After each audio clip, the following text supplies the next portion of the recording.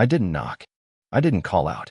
I just stood there, frozen in the doorway of my own living room, watching my wife ride some half-naked guy like he was her personal amusement park. My brain refused to process it. Lisa, my wife, straddling a stranger on our couch. The same couch where we watched movies, where we curled up together on cold nights, where I told her I loved her more times than I could count. I should have seen this coming. The late nights. The sudden showers after workouts she never used to take. The way she turned away when I kissed her. But nothing could have prepared me for this. And then she saw me. Her head snapped around, and in that split second, everything changed. Her eyes widened in shock. She gasped, scrambling off him, nearly tripping over the coffee table. Jack, this isn't what it looks like. The guy, some young, pretty boy, grabbed for his jeans, stammering. Dude, I didn't know she was married. I dropped the bag in my hand. The box of cheesecake I bought as a surprise for Lisa hit the floor, the plastic cracking open, the sweet smell mixing with the disgust churning in my gut. My hands curled into fists. My pulse roared in my ears. I wasn't just angry. I was something worse. I took a step forward. Lisa took a step back. Pretty boy's face went pale. And in that moment, everything exploded. The silence lasted maybe half a second. Then, everything snapped. Lisa lunged for me, hands outstretched, her voice high and panicked. Jack, baby, please, just let me explain. I didn't want to hear it. Not now. Not ever. I stepped back, away from her touch, my eyes locked on pretty boy, who was still fumbling to shove his legs into his jeans. Who the hell are you? My voice was low, steady, the kind of calm that comes before a hurricane tears everything apart. He swallowed hard. Nate. Man, I swear, I had no idea. No idea? I let out a breath of laughter, sharp and cold. You're in my house, on my couch, with my wife, and you had no idea? Lisa shoved herself between us, hands on my chest, like she thought she could stop me from doing something I'd regret. It's not his fault, okay?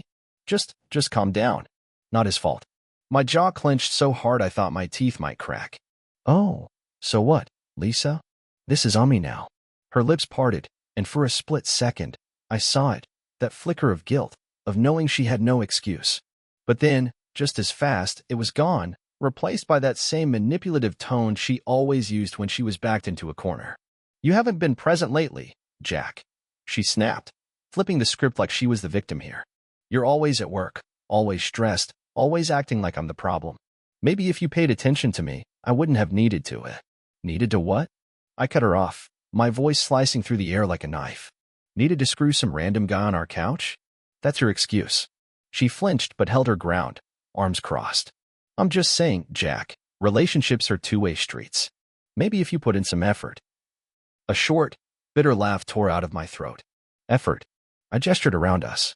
You think this is how you fix a marriage? You think bringing some guy into our house, into our bed, is the answer? I didn't bring him into our bed, she muttered. Like that made a difference. Nate, still standing there, now fully dressed, eyes darting between us like he was watching a bomb tick down, held up his hands. Look, dude, I didn't mean any disrespect. I'll just, go. You're not going anywhere, I snapped. Lisa turned on me, furious now. Oh, so what? You're gonna beat him up? Is that gonna fix this? Are you gonna hit me too, Jack? Is that who you are now? The accusation hit me like a slap to the face. My entire body went stiff, rage flashing so hot in my chest it almost burned away the hurt. Almost. I took a deep breath. No, Lisa, I'm not gonna hit anyone. My eyes flicked back to Nate. But if he doesn't get the hell out of my house in the next 3 seconds, I can't promise I won't throw his ass through that window. Nate didn't need to be told twice. He bolted for the door so fast he nearly tripped, yanking it open and vanishing into the night like a cockroach scattering from the light. Lisa let out a frustrated sigh, like she was the one inconvenienced here. Great. Real mature, Jack. I turned to her, and for the first time since I walked in, I really looked at her. The way her hair was still messy from him pulling at it. The way her lipstick was smudged. The way she stood there, arms crossed, lips pursed, not sorry, not ashamed, just annoyed that she got caught. And that's when it hit me. She wasn't panicked because she felt guilty. She was panicked because I was ruining whatever fantasy world she'd built for herself. Because in her mind, I was just supposed to roll over, accept this, and pretend it never happened. I exhaled, slow and controlled. How long? Lisa blinked. What? I met her eyes, steady. How long has this been going on? She hesitated. Just for a second. And that's when I knew. It wasn't a one-time thing. It wasn't a mistake. This was planned. Rehearsed. Practiced. A deep, bone-crushing exhaustion settled into my chest. You know what? Doesn't even matter. Lisa scoffed. Oh, so now you don't want to talk? You storm in here like some dramatic psycho, act like I committed a war crime, and now you don't even care. I stepped closer, lowering my voice. You're right, Lisa. I don't care. Not anymore. For the first time, her confidence faltered. She wasn't expecting that. She was expecting a fight. Screaming. Maybe even begging. But indifference? That scared her. I walked past her, toward the bedroom. Where are you going? She snapped. To pack. She laughed, high-pitched and forced. Oh, come on, Jack. You're really gonna end our marriage over one mistake? I paused at the doorway, turning back just long enough to meet her gaze. No, Lisa. You ended our marriage. I'm just making it official. Her face twisted in anger, but I didn't wait to hear whatever garbage excuse she was about to spit out next. I grabbed a suitcase. And for the first time in a long time, I made a decision that was entirely for me.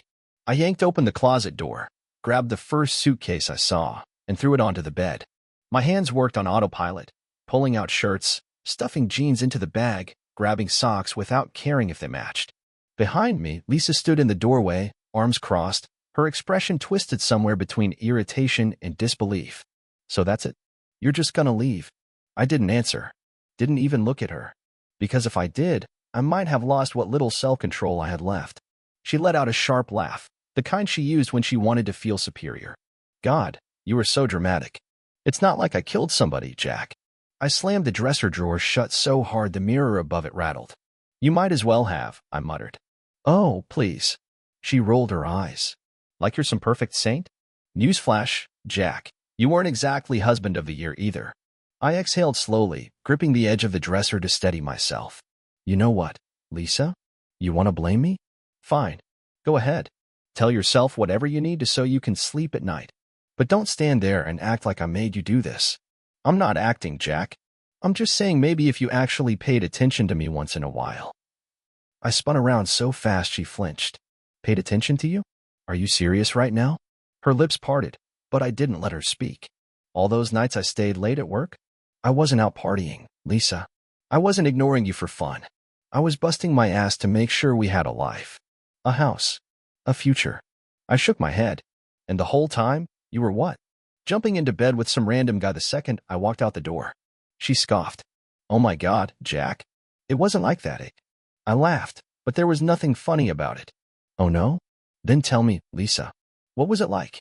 Because from where I was standing, it looked a hell of a lot like you didn't even hesitate. She folded her arms, chin jutting out. It wasn't planned. I arched a brow. Really? I mean, not at first. Something inside me snapped. Not at first. So it was planned. She hesitated. Just for a second. And that told me everything. I stared at her, feeling something shift deep in my gut. This wasn't just some moment of weakness. This wasn't a mistake. This was who she was. And that? That was unforgivable. I turned back to the suitcase, zipping it shut. Lisa stepped forward, her voice softer now. Jack, please. Can we just talk about this? I didn't stop packing. Jack, she tried again. You're being ridiculous. You don't just throw away a marriage over. I whirled on her so fast she actually took a step back. Throw away? You threw it away, Lisa. The second you let another man touch you, it was over. You made that choice. Not me. She shook her head, lips pressing together. God, you're so stubborn. I grabbed my keys off the nightstand. And you're a liar. That hit her. I saw it in the flicker of her expression, the tiny crack in her mask. Good. Because I was done. Done listening. Done caring. Done letting her twist things around like this was somehow my fault. I slung the suitcase over my shoulder and pushed past her. Jack. I ignored her, moving down the hall. She followed. Where are you even gonna go? I didn't answer. Seriously, Jack. What are you gonna do? Sleep in your car. She scoffed. Real smart. Go ahead. Run away like a coward. I stopped at the front door, turning back just long enough to meet her gaze. I'm not running, Lisa. I pulled the door open. I'm walking away from you. And then I stepped outside. The night air hit me like a slap, cold, sharp, freeing. I stood there for a moment, just breathing. The weight on my chest didn't disappear. Not yet. Maybe not for a while. But for the first time in months, maybe years, I felt something close to clarity. I didn't know what came next. But I knew one thing. I was never stepping foot in that house again. The door slammed behind me, and just like that, I was out. I stood on the front porch, gripping my suitcase, my chest rising and falling with ragged breaths. The night was cold, the kind that cut through your clothes and settled in your bones. Or maybe that was just the shock setting in. Lisa hadn't come after me. Good. Let her sit inside that house, in the mess she created. Let her think about how easily she tossed away everything we built. I took a few slow steps down the driveway, my brain finally catching up to reality. I had nowhere to go. It wasn't like I had a backup plan for something like this. Who does? You don't walk into your home expecting to find your wife tangled up with some other guy and have a neat little roadmap for what comes next. I sat on the edge of my truck's hood, staring at the house, the one I spent years working for, the one I thought would be filled with memories of a future we'd never get. Now, it was just a place where my wife cheated on me. I clenched my fists, trying to shove down the rage that kept bubbling up. I needed to move. Sitting here, stuck in my head, was only going to make things worse. I yanked open the truck door, tossed my suitcase onto the passenger seat, and slid behind the wheel. The leather was cold, and so were my fingers as I gripped the steering wheel. I turned the key, and the engine rumbled to life, filling the cab with low, steady vibrations. Where the hell was I supposed to go? I could call my brother, Mark. He'd take me in without question. But that meant explaining. I wasn't ready for that. A hotel? Too expensive. I exhaled sharply, pressing my forehead against the steering wheel. Think, Jack. Then, my phone buzzed. I pulled it from my pocket and glanced at the screen. Lisa. Of course. I let it ring. Then, a text popped up. Lisa, come back inside. We need to talk. I stared at the message. Laughed under my breath. Talk? What was left to say? She had her chance to talk before she let another man into our home. Another buzz. Lisa, don't do anything stupid. My jaw clenched. Stupid? Like what, Lisa? Like believing in you? Like trusting you? I locked my phone and tossed it onto the dashboard. The truck rumbled beneath me, the warmth from the heater finally kicking in. I wasn't going back. I threw the truck into reverse, backing out of the driveway.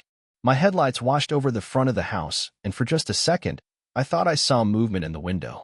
Lisa, watching me leave. Good. Let her watch. Let her realize she finally pushed me too far. I pulled onto the road, my hands gripping the wheel like it was the only thing keeping me together. The further I drove, the more the house disappeared into the distance, and with it, the life I thought I had. I had no idea where I was going, but for the first time in years, I was in control of where I ended up. The gas station parking lot was nearly empty when I pulled in. Fluorescent lights buzzed overhead, casting an artificial glow over the cracked pavement. I killed the engine and sat there for a moment, staring at the convenience store through the windshield. I needed coffee. Something hot. Something to keep me from collapsing under the weight of the last hour. The bell over the door jingled as I stepped inside. The place smelled like burnt coffee and old fryer grease. The kind of smell that sticks to your clothes. I made my way to the back, poured myself a black coffee, and took it to the counter. The guy behind the register barely looked at me as he rang it up. That all? Yeah. $2.19. I pulled out my wallet and handed him a $5. He gave me change, and I turned to leave. Jack? I froze. That voice. I turned, and there she was. Megan. An old name from an old life. She stood near the snack aisle, holding a bottled water, her dark eyes wide with something that looked a lot like surprise. I hadn't seen her in years. Not since things fell apart between us. What are you doing here? She asked, stepping closer. I hesitated. Then, I let out a short laugh. Buying coffee. She raised a brow, glancing at my truck outside. And, living out of your car? I sighed, rubbing a hand down my face. Not yet. She studied me, her expression shifting from curiosity to concern. You okay? I almost said yeah. Almost lied. But what was the point? No, I admitted. Not even close. Megan nodded slowly, like she understood something I hadn't even said yet. Then, she surprised the hell out of me. She reached into her bag, pulled out her keys, and held them up. Come on. I frowned. Come on where? My place, she said. You look like you need a couch to crash on. I blinked. You serious? She shrugged. Why not? 100 thoughts hit me at once. The past. The way we ended. The fact that she didn't know me a damn thing. And yet, here she was, offering me a place to go when I had nothing. I should have said no. Should have figured things out on my own. But I was tired. And maybe, just maybe, I wasn't ready to be alone yet. Okay. She smiled. Let's go. As I followed her out to her car, I couldn't help but wonder. Had I just stepped out of one disaster and into another? Megan's apartment was on the second floor of a small brick complex, the kind of place you don't notice unless you're looking for it. She parked her car in a half-empty lot, cut the engine, and turned to me. Still sure about this? She asked, one hand resting on the steering wheel. Was I? Not really. But what choice did I have? Drive around all night? Sleep in my truck? Pretend I wasn't unraveling? I nodded. Yeah. She didn't press me for more. Just grabbed her bag and led the way up the stairs. The apartment was small but warm. A dark blue couch sat against the far wall, a blanket draped over the back. Shelves lined with books and framed pictures. The scent of vanilla candles lingered in the air, mixing with something faintly citrus. It felt lived in, comfortable. She dropped her bag on the counter and turned to me. Make yourself at home.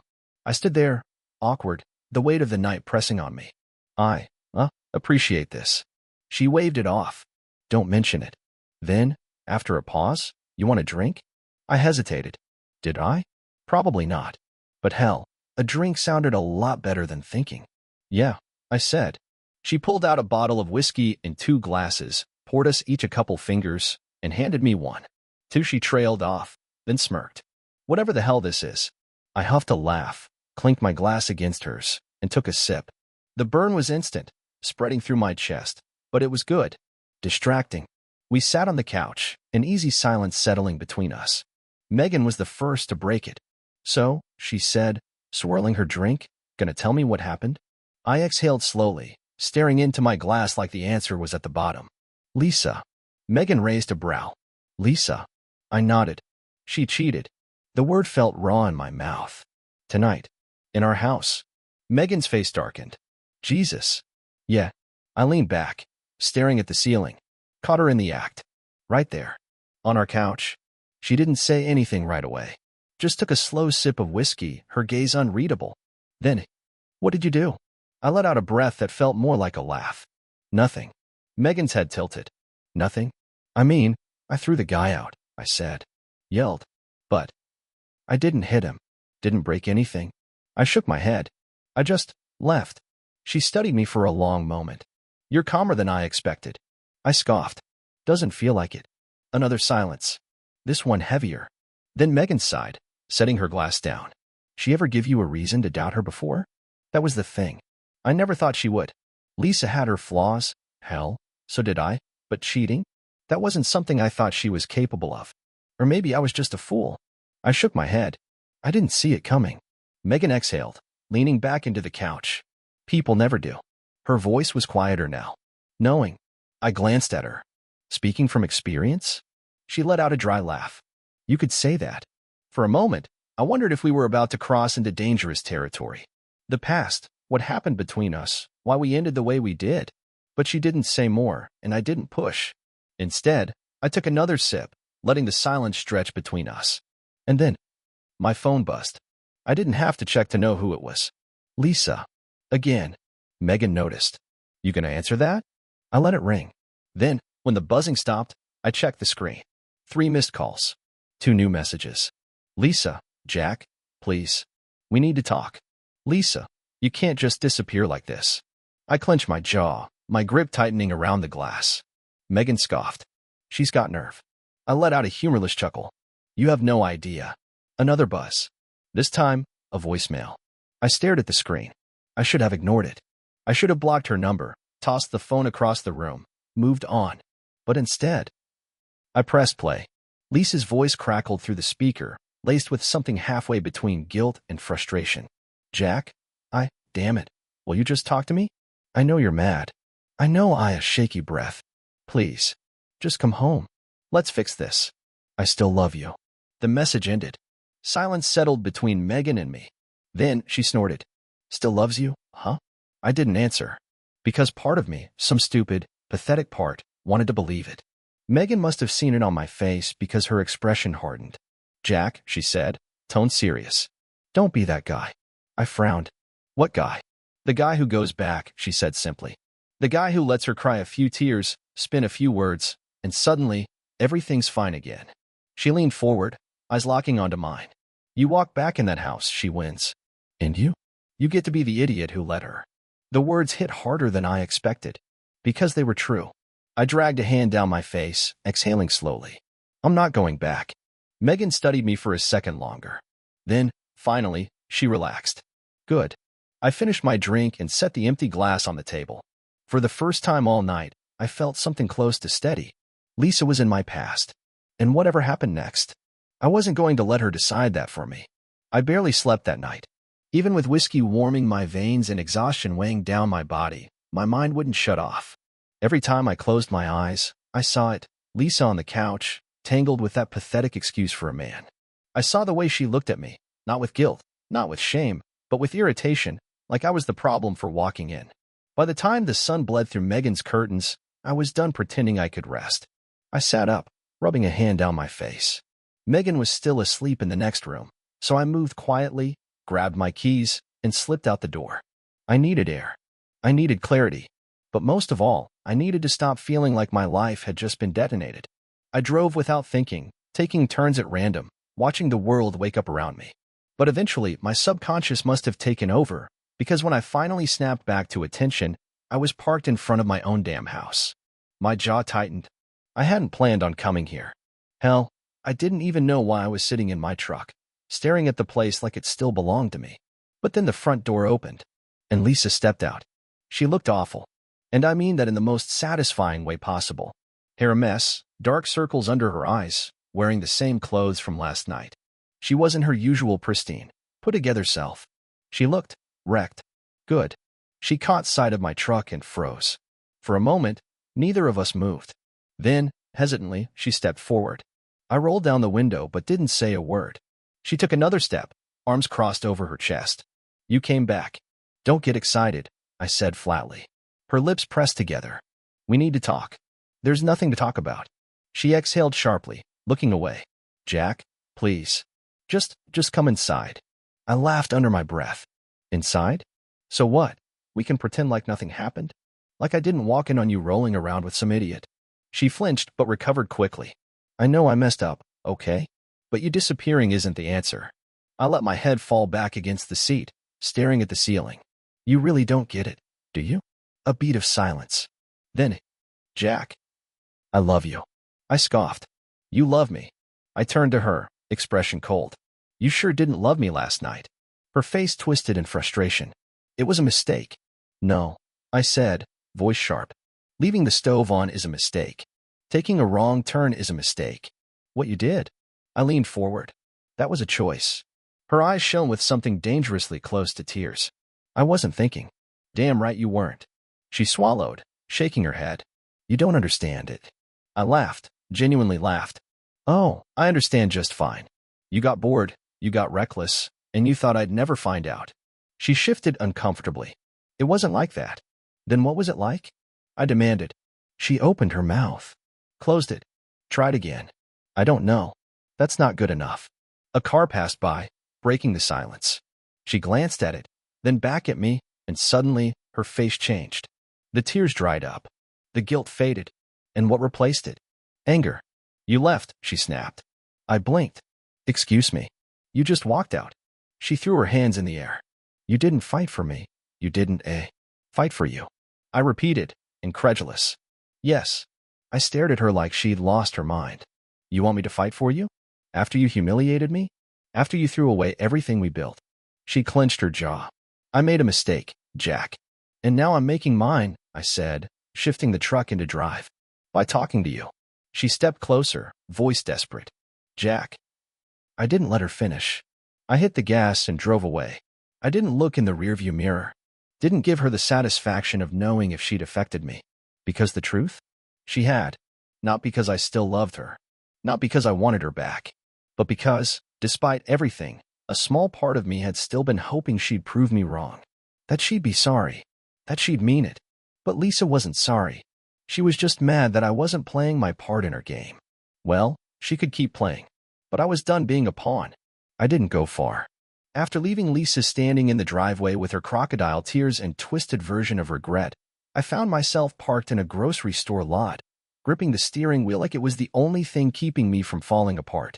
I wasn't sad. I wasn't even angry anymore. I was just exhausted. Lisa had drained me. Our whole marriage had been a slow, steady bleed, and I hadn't even realized how much I was losing until I was empty. But at least now? Now, I saw things clearly. My phone buzzed on the passenger seat. I didn't have to look to know who it was. Lisa had already called 3 times. Left 2 voicemails. A mix of apologies, demands, and vague threats about how I was throwing away everything. I was throwing it away. Not her. Not the one who blew up our marriage for a cheap thrill. No, in her version of reality, I was the one walking away. I let the phone ring. Then I turned off the engine, got out of the truck, and walked straight into the store. I didn't need anything. Didn't have a list.